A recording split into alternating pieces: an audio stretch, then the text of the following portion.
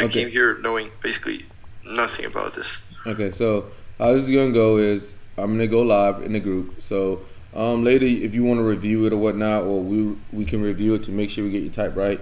And we have another guy who he like reviews stuff for us. But what we do is we ask you questions. Shit, I'm live, nigga. We ask you questions. You answer the questions with however you feel is necessary. You can add as much information as you want to. It's up to you. And from there, we'll keep asking questions. And the whole time, we'll kind of be like writing down what we're seeing, like with the functions, the interaction styles, and the temperament. And from there, at the end, when me and Shelly when we have concluded that we have enough information, we will talk amongst each other and we will figure out your type. If that works. Okay. Okay, that's great. And we have a Facebook group.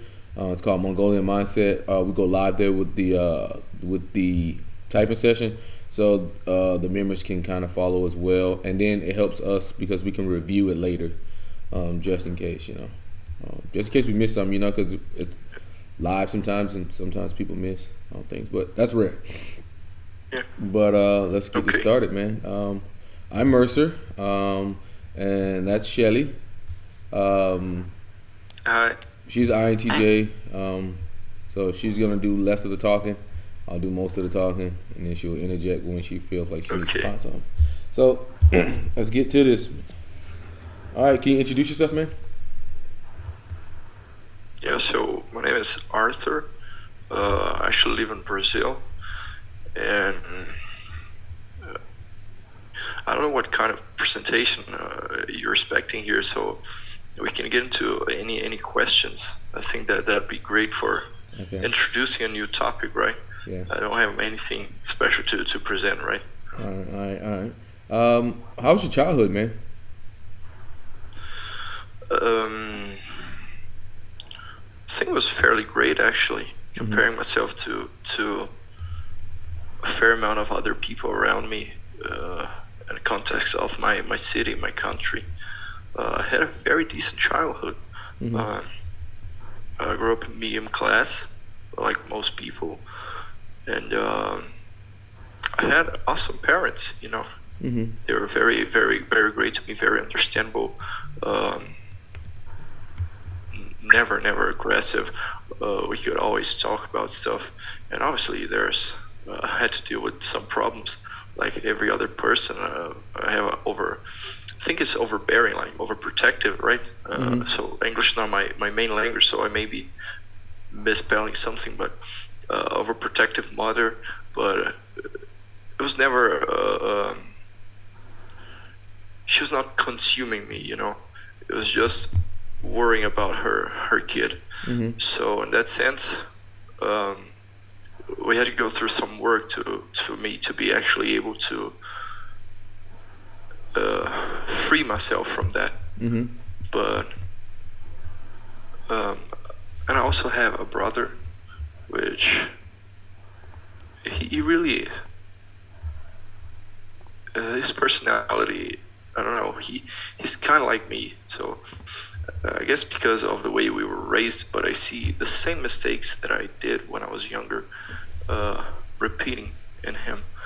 So especially in my younger years, I didn't take a lot of care of myself.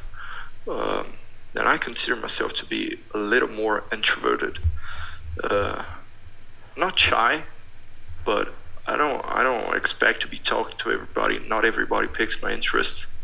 So I don't go around like chatting with everybody. And when I was a kid, I was a little awkward, if that's the right word. Like everything was a bit off. So physically, I had that hunchback, shoulders rolled forward. I had those big glasses, like my hair all messed up. I didn't really take care of myself and of the way I was dressed. That happened a lot when I was very young, and I don't think I have anything much more special other than that to point out. I was always a kid of few friends. I had maybe one or two, like you can count on one hand, the real people I had around me. I had colleagues, I had peers, acquaintances, but real friends that I spend my time, that I really care about, maybe one or two. Mm-hmm. You know, it's been like that forever, never changed. Mm-hmm. What's 3 words your friends would say about you? That's curious. So I don't know, if you ask my best friend to describe me, he would,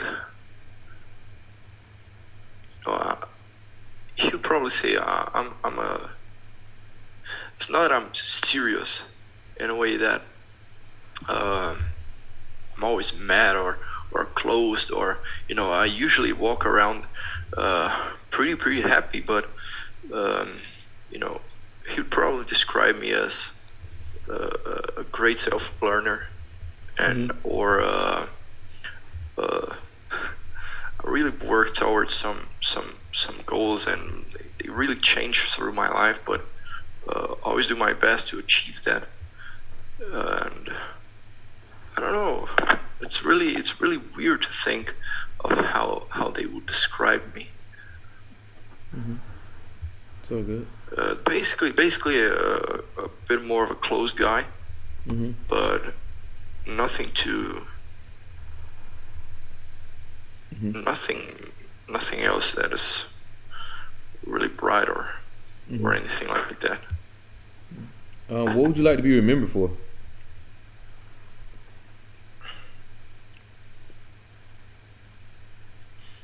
Well, that's weird, because I don't really think of being remembered.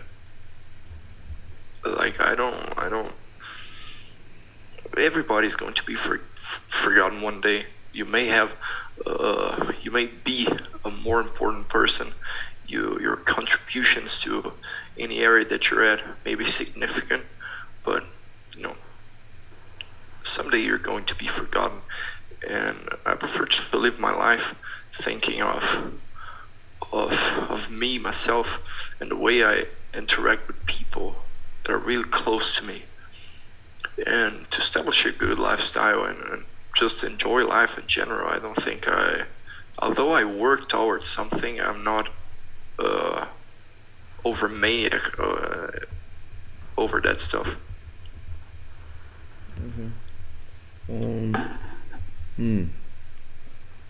How do you deal with adversity? Depends on what kind of adversity. Like we're talking about people, we're talking about social interactions, we're talking about problems in the academic field. What we're talking about? Let's just go with, how do you deal with failing? How do you respond to that? Okay, so let's just say you failed at something you want to do. How do you respond? Yeah, so usually what happens is I'll try to, and I'm not a very, like, I feel things, I feel my emotions, but I'm not super expressive or let them really mess me up. So usually when I fail at something, that being a relationship, that being a project, that being anything, I don't usually get real emotional about it. Usually I try to work on identifying what went wrong, right? So what were my fails, and then I'll it's not like I'm really planning, but when you identify your fails, you can really work towards improving on that. So in a personal relationship, that may be conversation-wise, maybe I didn't express myself enough. So I'll usually work on improving things by identifying them and then working on that stuff. And personal projects that can be shown by many things, by I don't think that getting too deep into fails at personal projects would be really significant, but that's how I deal with it generally. Cool.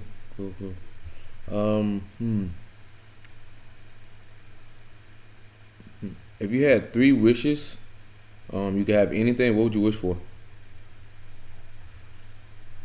Well, that's not really although it'd be really cool, I'll probably end up wishing something silly, like anything. I'll probably put myself into position to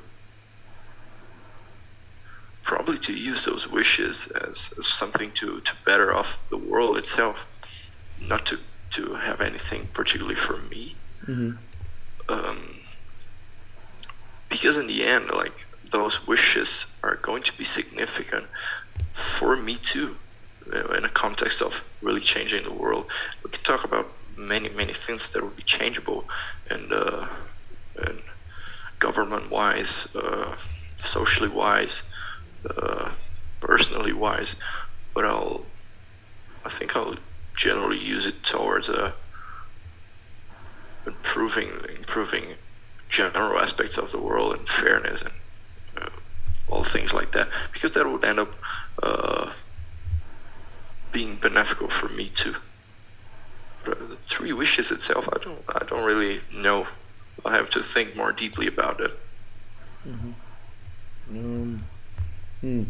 Where do you see yourself in 5 to 10 years? Okay, so nowadays I'm actually studying so Brazil is a little bit different from other countries. I don't know where you guys are from, but it's different, especially from the United States. Here we have public institutions, public colleges, and to get into them, obviously it's paid with taxes and all, but to get into them you just have to go through a test, right? And if you score enough, you can get into certain courses, and different courses have different levels of scores that you need to achieve. So nowadays I'm studying to get into med school, which is one of the most difficult courses to get into. It's very competitive. So in 5 to 10 years, I'll probably see me in med school. But I don't get into much detail because I don't think a lot about that, because there's always a randomness to the future that I really don't like to address, because there are infinite number of possibilities that could happen and change entirely the course of my living, as it has happened before. So I usually concentrate my efforts on what I can do now, because although the future you can manipulate it, it's only through present action that you can do that. So that's what I focus on. Do you have a favorite series, movies, books? That's a curious question, because I was thinking about that a few days ago. I don't know what I was asked about, like my favorite song, and I simply don't have it. I really don't have a favorite song, a favorite movie, or a favorite TV show. Like, I think the closest I could get to it is like House. House MD.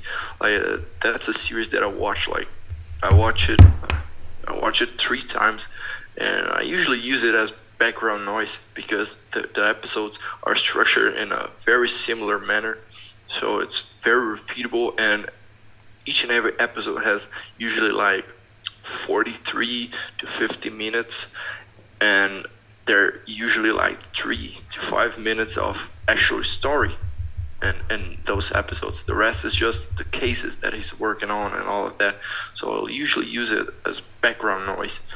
But I don't really have a favorite series, a favorite movie, a favorite song, or a favorite food. Like, It's kind of crazy. Let me write that down.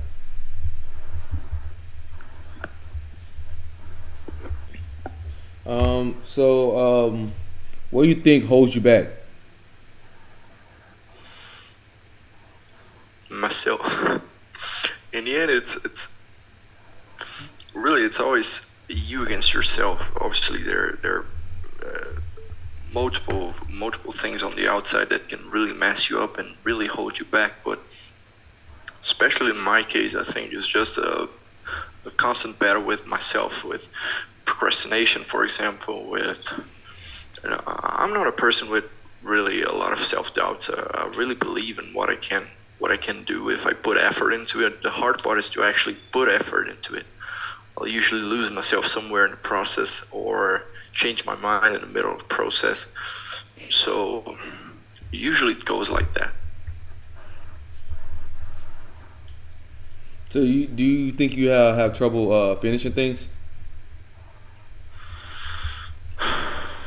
Finishing things like that. That's one of the things my dad used to tell me, that I didn't finish stuff. For example, I went through. I really like sports, so I went through maybe like 5 or 6 different sports as a young child, and I never would stick to one of those. And I didn't really know why. Like I went to judo, and I really like judo nowadays. It's one of the sports that I would really practice.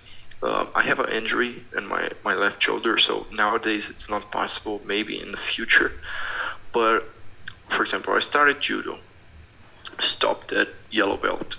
I started swimming, stopped after 8 months.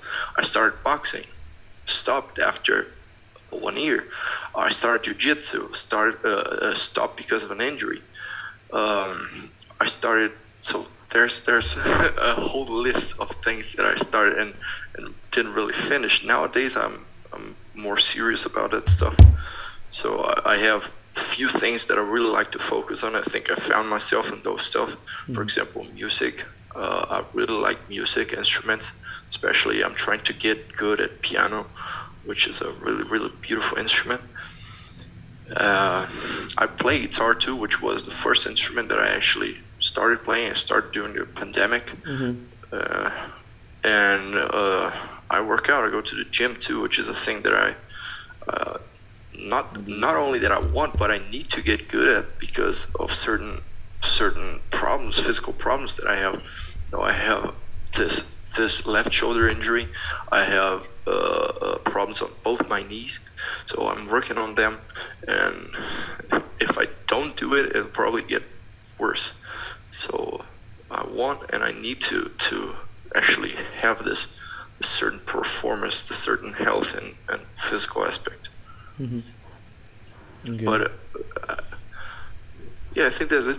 I didn't have much college experience because I'm trying to go through med school, but I really have a hard time choosing. For example, I really had a hard time choosing what I wanted to do. If it was going to actually be medicine, because I went through basically every other course available. There was a time I wanted to do law. There was a time I wanted to do chemistry. There was a time I wanted to do physics. There was a time I wanted to do computer engineering, computer science, and I ended up on medicine. I think is the one that I think is the most interesting. But even in medicine, think about the specialties that you can get into. I have a really hard time actually choosing one because there's lots of specialties that are really cool. I think I'm more of a generalist in that sense. How do you make up your mind, like what you're going for now? So I think I made up my mind, but I'm not always really certain because until maybe 4 months ago, 3 months ago, I was certain that I was giving up medicine, that I was going to computer engineering.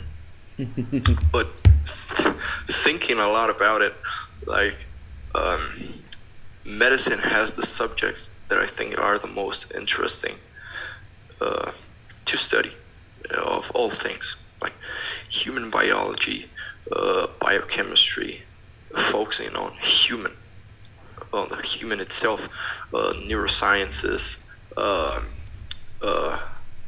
I don't know how to say this in English, but the studying actually physical activity. So there's the orthopedic sports medicine part of it that I think is super, super, super cool. And all the systems in general are very, very interesting. So to make my mind up, I basically I chose what was cooler, what I thought was nicer to actually spend my time on studying, because the part that I really liked about computer engineering was the software one. So I don't consider myself to be bad at mathematics. I was very decent at it, but it's not a thing that I see myself doing for years and years. Like, no, I won't sit down and really get good at mathematics. It doesn't appeal to me. The part that I really liked about computer engineering was the software. But there, how do I say this in English? But in the whole course, there's only a specific part that focuses on software. Computer engineering, especially here, is basically a mix of electrical engineering with a bit of computer science. So there's a huge portion of it which is just pure engineering, pure physics, pure mathematics, integrations, whatever. So to choose medicine, I basically choose what I thought was cooler, where I really see a thing I see myself studying for a long period of time. You cannot get really knowledgeable at everything in medicine. You need like 10 lifetimes to do that. But it's things that. I'm gonna ask you another question. Sorry. No, but I'm basically finished. Okay. Sorry, I thought you were... Yeah. I'm finished. Yeah. Do you ever worry about your future or sorry? Question your self-worth? Like, what would you define as worry? Like, worried about my future? Just is that something that you frequently find on your mind, or like that crosses your mind? Because the thing is, I think I'm capable of getting into basically any path I want to. So I can. Obviously, there's a few exceptions. I'm not a super brilliant guy, but I think with the appropriate routine, with good enough habits, with a good enough routine, I can at least be decent at most stuff. There's a lot of things that are out of my reach, but I'm not an overachiever in that sense too. So I don't think I worry like, well, what if I cannot do it? But I worry more in the sense of, what will I be doing? What is it going to be definite, this thing? Am I going to be this? So I worry more in that sense, not in the sense of being able to do it. And your self-worth, do you ever question that? I don't think so. I'm usually certain of myself, of my worth as a person. Again, I think in that cycle of improving myself and seeing my mistakes, I'm not egoistical in seeing everybody as wrong every time. You know, I have the decency and the capability of seeing the flaws in myself and communicating with people and really having conversations about that and learning what are my flaws, and I don't carry super big expectations, not in myself and not on others, so I don't find myself really worrying about that too much. How do you feel about authority? What kind of authority? Like police, bosses. So I think I don't have a really strong opinion on that. and that would end up like getting to political aspects too. But I don't really have a very strong opinion. Like it's there, right? It serves a purpose, and in a sense of authority, in the sense of someone having power over me myself being controlled, having my life being able to be managed by another human being. Like I wouldn't say that I'm hugely annoyed, but I don't like it. I don't like the idea of not being free in that sense. Okay. But it doesn't bother me that much, because in the end we're not free at all. Like in a society, we're not really that free. Mm-hmm. So it's a thing that I don't really think that much. But in a professional sense, like I think I would have no problems having a boss, for example, but a boss that I could talk and point things out, right? Mm-hmm. That I could chat with and have a discussion about stuff.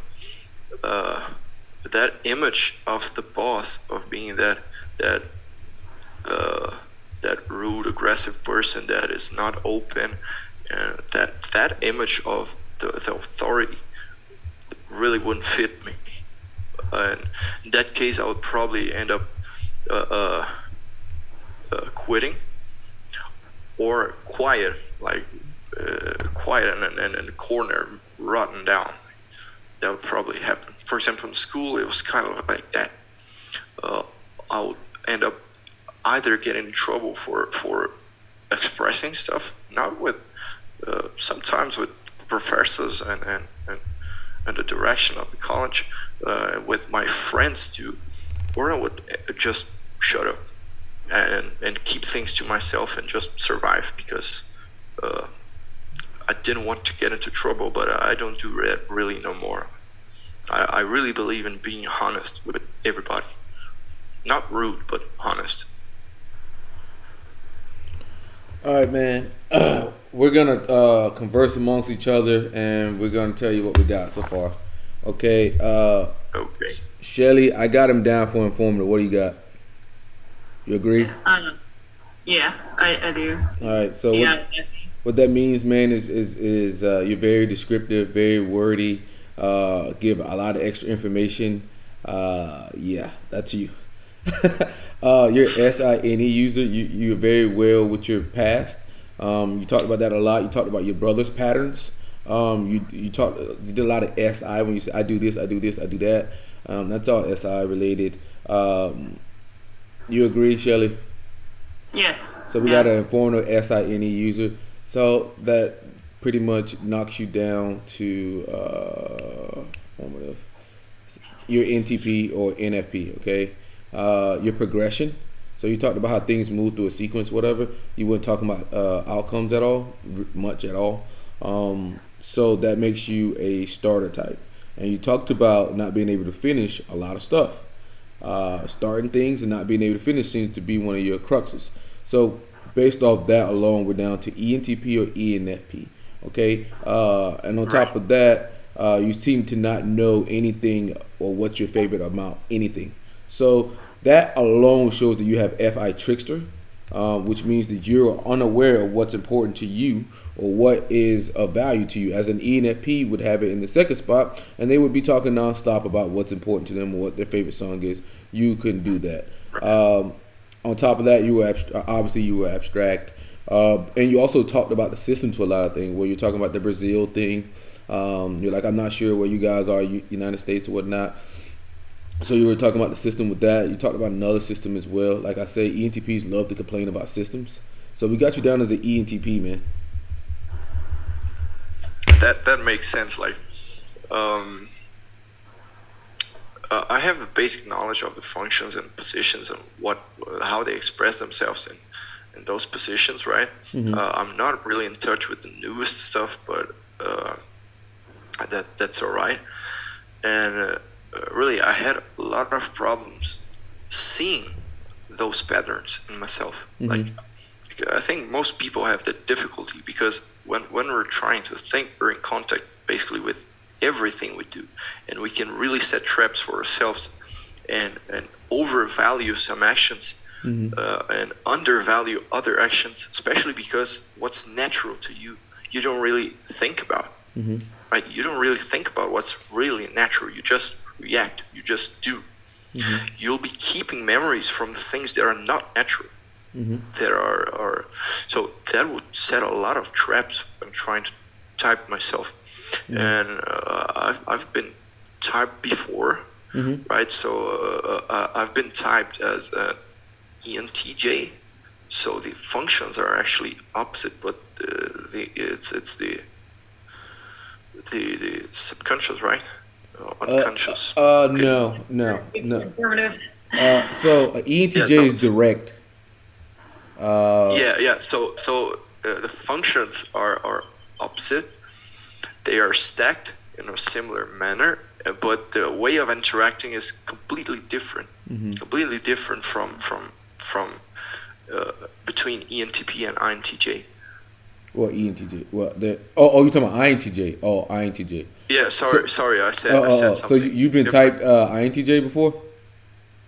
Yeah, INTJ. Yeah. So Shelly's an INTJ.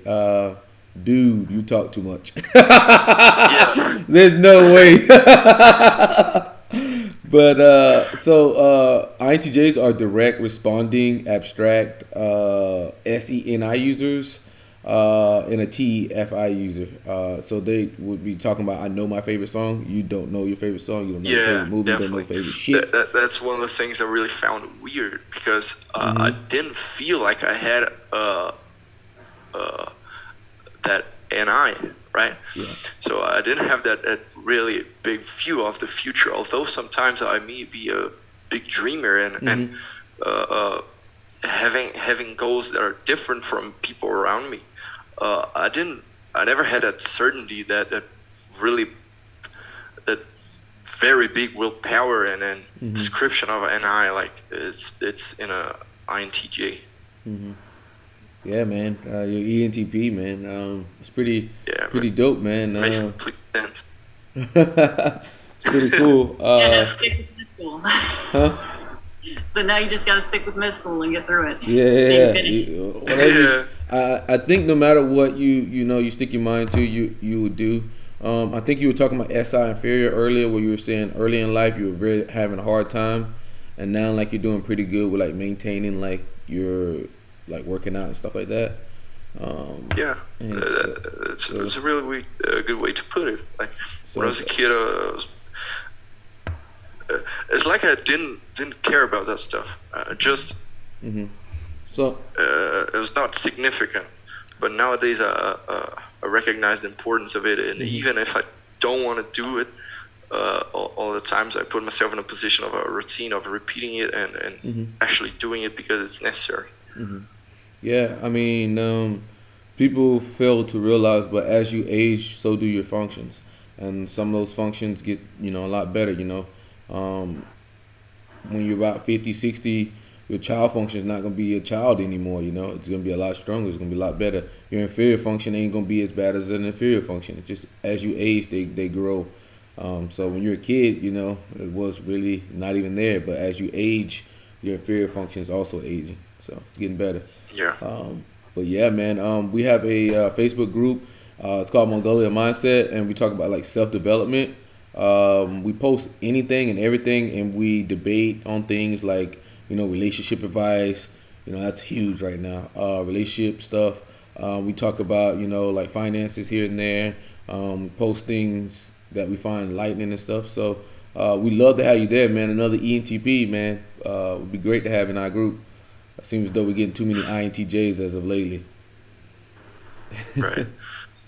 I'm not hugely active in social media, but I'll think about it. Like I really had to basically install Discord back again and install Zoom back again. I'm not really active on that. It just sucks the life out of me. Yeah, I feel you. I can really get hooked up to social media. not a cool thing that I want to go through again. It's all good, man. Well, we have another one at 4, man. But it was a pleasure meeting you, Arthur. I'm Mercer, and that's Shelly. It was a pleasure to meet you guys too. Alrighty, brother. Take it easy, man. Yeah, thank you. No problem, man.